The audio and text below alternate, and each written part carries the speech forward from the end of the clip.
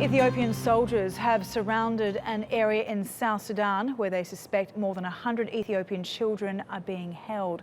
It's believed the children were taken by Murle tribesmen in the Gambella region last week during a cross-border raid that killed 208 people. Now, TRT World's Fidelis Mbah joins me now in the studio with more on this story. Very sad story here, Fidelis. What more do we know about where and who is holding these children? Well, these children were taken last Friday by these tribesmen, suspected tribesmen, because it was a cross-border raid.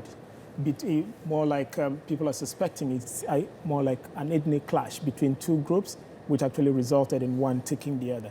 These tribesmen who have been suspected of taking these children crossed into Gambella, which is about 50 kilometers from the border with South Sudan. And also bear in mind that about 200,000 people who fled fighting in South Sudan are in Ethiopia, and some of them live in that Gambella region. So during this attack, more than 200 people were killed, and then these 100 children were taken by these tribesmen. So what the Ethiopian government has done now is they've sent their troops across the border into South Sudan with permission of the South Sudanese government to be able to rescue these children. But right now, no one knows the situation, whether they're going to apply force or whether they will actually more like be able to rescue these children all alive.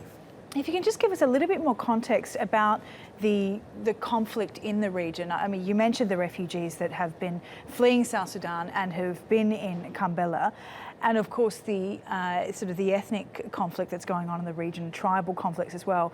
How does the history and politics play a role in this big tragedy?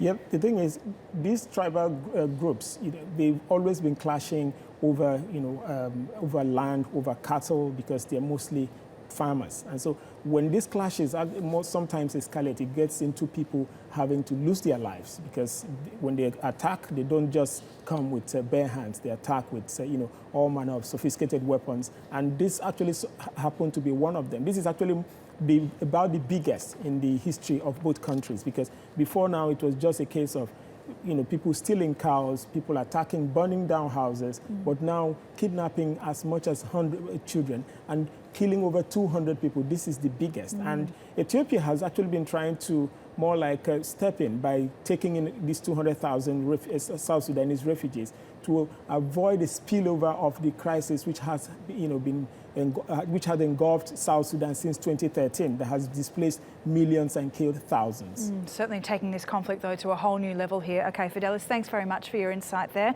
Fidelis Mbah.